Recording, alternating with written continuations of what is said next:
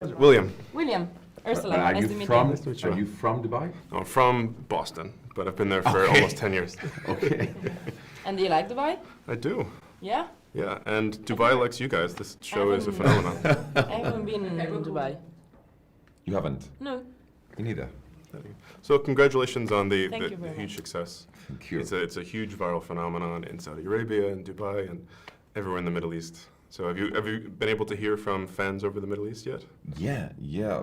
Nowadays with the social media and Instagram and Twitter, you are connected with the whole world. So we receive like many messages and stuff. Somos la gente de España con más seguidores de repente. Yeah. Es todo como muy loco, ¿no?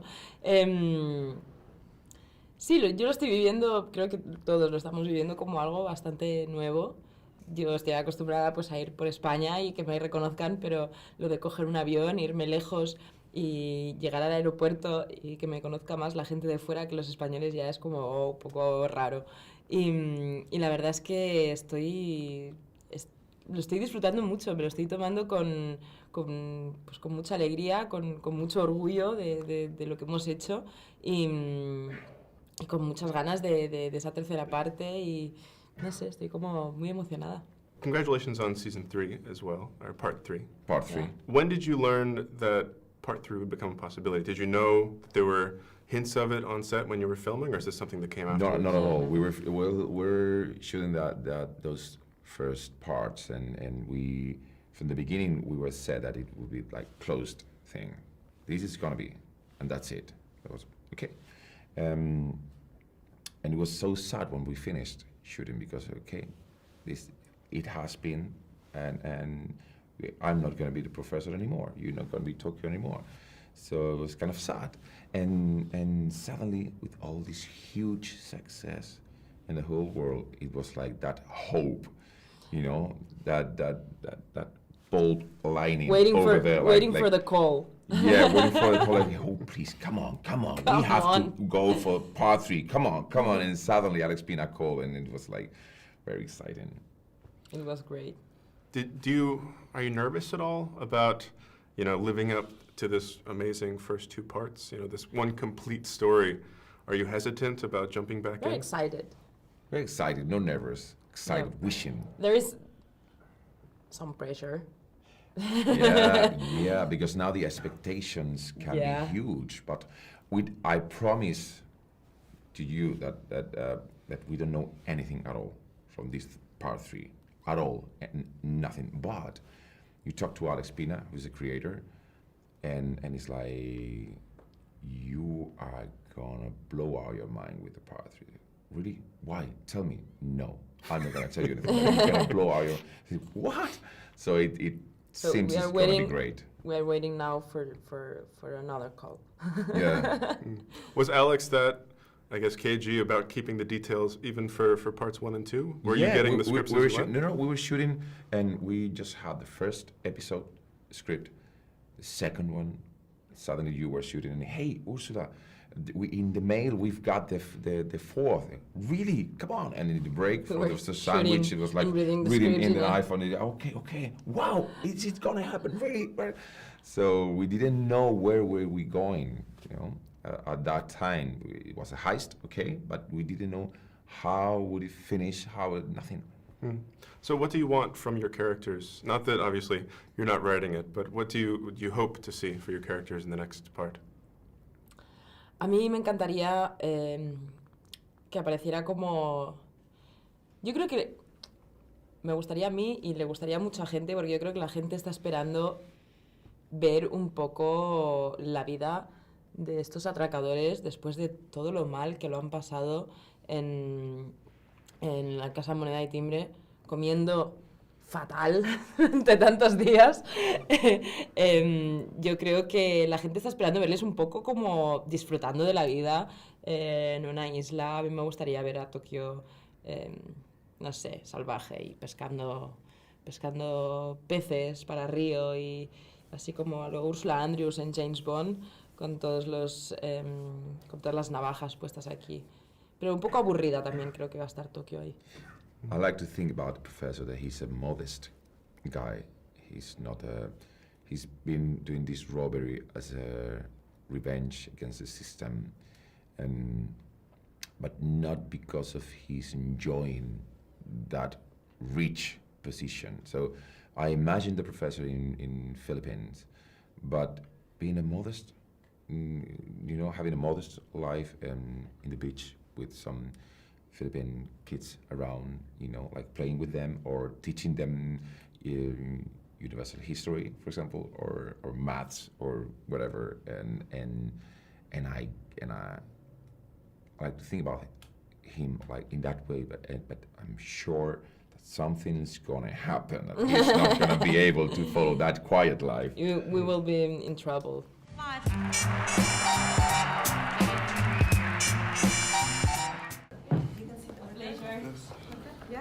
Okay, thanks. We starting. What is that? 15 minutes. I will let you know. That was there. I didn't know if it was left What there colour for is that? someone. It's ugly. It looks like bacon, but I think it might be coffee. Someone from the rain, blame them, I think it was. First of all, if there is a repeated question, I'm sorry if we give the same answer. I'm happy. Okay. Okay. Oh, thank you very much.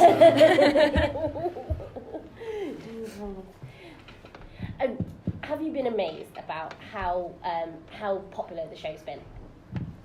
Absolutely. It's shocking. It's weird. It's strange. It's overwhelming. I mean, it's like crazy that you're in just imagery and you make this production and you put a lot of love and hard work in it, but you never expect the situation of this boom around the world, with this show. We are absolutely happy with it, but it's kind of strange to get messages in your social network from many parts in the world. I was the other day walking. I'm shooting a movie in Canary Island, and I was the other day just going through. Having a walk in this path nearby the sea, and within 300 meters, I was stopped like 8 times, and it was people from Poland, people from Belgium, from Argentina, from everywhere in the world. So it's kind of amazing. Is it the same reaction all the time? Because obviously the character's quite complex. People have different views. Well, when I was shooting the series and we were performing it, I was trying to make a guy that is okay. He's a bad guy. He's doing this heist, but I want him to be a good guy. Actually, He's not a bad guy. He's kind of a hero in a way, Okay, he's a criminal, but he's a hero, So and there were people who were watching the series, and they stop in the street like, "How bad you are!" What? What you mean? I'm a very good guy. Come on. so there were like many reactions, but there's one that always say to me, and everybody agree with that, which is that I have this friend that once said to me, "Hey, I have seen the whole first season. Okay, I am completely in love with you Tokyo. guys, with you and especially I'm shocked with your character, the professor, but I don't know who you are and how you are. I don't know anything about you. I don't know if you are lying, if you are saying the truth. I don't know if you are in love with the police, with the woman, or it is part of the plan. So I'm quite proud of that, to leave that in that point that you never know if you are saying a yes or saying a no. And the professor is kind of a geek, it's a big word, but a geek and outsider guy, you know what I mean? The what? Geek is un freak. Okay, Yeah, a nerd. Yeah, a nerd. Yeah. So, do you think that your character give, I don't know, confidence to people who are outsider in life and? I've loved that. Actually, we were trying to find, when we were building up the character with the directors and stuff, we were trying to make it special. First time, in the script, when you read the professor the first script for the first time, it could have been performed in many different ways. Okay, every character, but especially the professor. When I was doing the first audition, I made like 5 auditions to get this role. I was auditioning for more than 2 months to get this role. My first audition, I said, okay, it's a heist.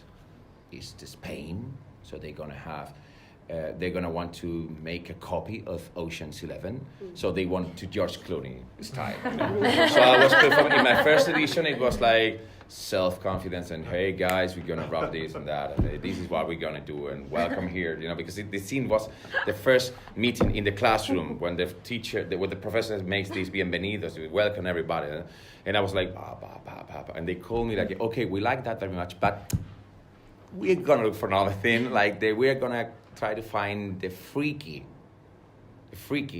side of this guy. And I was like, the freaky what? Come on. And I went there. I was like 1 hour talking with Jesus Colmenar, who's the director of the show. He's an absolutely brilliant guy. And we didn't know how to do it, but we understood that it had to be a special guy. We wanted to do like, you know, like Superman that has 2 faces, which is Superman and Clark Kent. But Superman is the real one. And sometimes he's like Clark Kent. And Clark Kent is wearing glasses. Yeah. And what we wanted to do is the opposite. He's like a Clark Kent, but sometimes he has to behave as a Superman. Right. You know, like an action man, not being an action man, you know. And we connected also that character to the superheroes world. If you look at the professor, it's like a Superman in this, because he has like several faces. He's the professor, he's Salva, he's Sergio, you know. He's in the hangar, which is like the Bat Cave, you know, Batman Cave, yeah. You know. He has like strange, mysterious, enigmatic past, like Wolverine. You know, it's kind of, we wanted to connect with all this. So, we wanted to make him special and weird, but being like a guy who had difficult to express his feelings, and with relationships, it was like not good at that, but with a lot of charisma. Enough charisma to take all these criminal guys, and no matter what the professors say, all of them, they say, okay, we are with you. No question about it, we are with you. If that is enough to make some nerds in the world to feel a little bit like heroes, I'm so really happy with that. How did you prepare for all this? Did you do something to prepare? The character? Yeah, for the character, as you just it was so complicated because we were trying to make this research about he's a mastermind, and we were investigating, we were researching in some mathematical, people related to maths that are spending like half-life just trying to solve a problem, a maths problem, and they are in Siberia maybe, and they are just so focused and solve that problem that they forget even how to dress or what to eat or whatever, and they look like beggars and things. And we're investigating in many directions, and finally I remember that I came to Jesus Colmenar and say, hey, think about this. If you're okay? Sorry. Yeah. Say sorry. Yeah. And I Need some glass? Yeah. Sorry. and I was talking Trying to to subtly choke over here. Okay. Sorry. No, please. So Thank you so much. I arrived to Jesus Colmenar and I said to him like, hey, if you are told that some mastermind professor in Harvard University has planned all this stuff, all this heist, you are like, okay, I understand that. It makes sense. He's a mastermind who works in Harvard. It's okay, perfect. But if I tell you that your neighbor, who is a history teacher in a high school in your neighborhood, and he's a normal, simple, shy guy, absolutely gray, absolutely with nothing special, and that simple guy has that brilliant mind that has built up all these things. That's magic. Yeah. That's brilliant. So that was what we try to do, building up that So, character. What do you feel your first reading the screenplay, and then for you, is it a very good robbery, or is it a very good social message? Que ¿por qué te decantaste? Cuando viste el guión por primera vez, dijiste, Or both of you. este papel, la pregunta es para los dos, ¿este papel es estupendo o esto es estupendo porque aquí hay un mensaje social muy importante? Both. Both of you, yeah. Both. Maybe in the beginning it was like what a character, Yeah. what a project. But because we just had the first episode and we began shooting, but they were coming, the scripts, and we were getting into that message. Do you think so? Sí, Hello, my name is Úrsula. I'm gonna speak in Spanish. Sí, yo creo que tiene los dos mensajes. Lo que pasa que el mensaje más social, digamos, yo creo que aparece más al final, ¿no? En la segunda parte. Sí, en la segunda parte, y lo cual no lo sabíamos porque los guiones se fueron escribiendo a medida que los íbamos haciendo.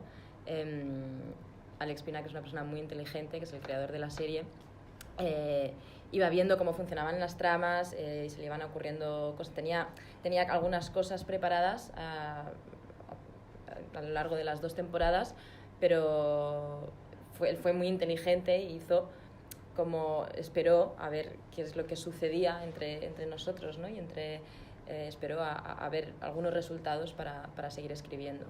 Entonces, yo creo que a mí particularmente lo que más me llamó la atención desde un principio fueron los personajes. Fue el registro. Me gustó muchísimo que hubiera como tantos registros diferentes en un mismo producto. Denver tiene una cosa como muy, muy cómica, ¿no? Aporta como mucha comedia, igual que Arturito, incluso Paco Tous. Luego había como un mensaje muy fuerte de amor entre los personajes, y luego había también un llamamiento también hacia la sociedad, que eso sí que estaba desde el principio. Perdona. Bueno, que eso sí que estaba desde el principio de no somos nadie, somos unos losers, somos unos fracasados, pero nosotros también podemos hacer cosas grandes, ¿no? 2 minutes left. Be as quick as I can. You're recording, okay. So, yes, both things, I would say, in answer to questions, because I think the social message was becoming more transparent towards part 2 of the series. It wasn't known at the beginning when we had the initial scripts what happens with the series creator, Alex Pina. He's a very crafty person, and he had thought of the plots, but he didn't have everything developed and written down. He wanted to see the results. He wanted to see the interactions between the characters. So some things were there and some things he developed as we went along. What was striking for me was not just the characters, but also the different personas, the different readings that we all had between us. For example, you had Denver and Arturo that had their own personalities, but at the same time they're ever so funny. And of course there is something that binds all of us. There's a lot of love, and that's very strong between the characters. And also, there is a message of call to arms for all society. By saying we may be a bunch of losers, but we have something to say from here.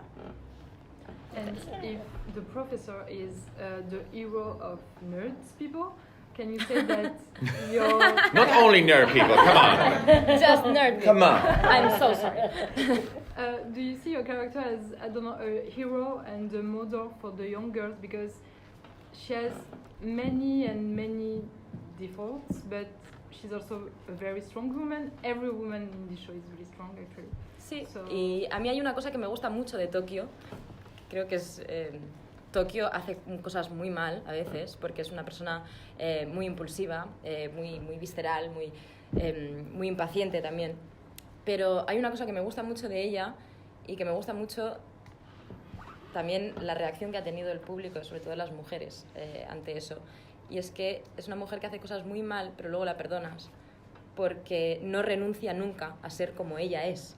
Ella es así, y aunque sabe que a veces es insoportable, ella es muy consciente de que ella tiene el power y también tiene derecho a ser vulnerable y a ser insegura. Yo creo que tanto Tokio como Nairobi, que son las dos únicas mujeres de la banda, dan un mensaje muy bonito que nosotras queríamos dar como actrices también desde el principio, porque para ser una mujer poderosa no hace falta ser una mujer solamente poderosa y perfecta y tener mucho power. Tú puedes ser una mujer poderosa y puedes ser una mujer que cometa errores y que no sea perfecta, ¿sabes? You want to translate and then We're back. So basically, what I love, one of the things, well, I love Tokyo as a character. She has many shortcomings and she does a lot of things wrong because she's very, very impulsive, very emotional and very impatient. But I love her character and also the audiences, the people watching were loving her because they forgive her. And you forgive her, because although she makes things wrong and she makes mistakes, she's very true to herself. She knows who she is. And she's very aware of that. And that's, I think, where the power resides. And also, she has a right to be vulnerable. And the same can be said for the other female character, for Nairobi.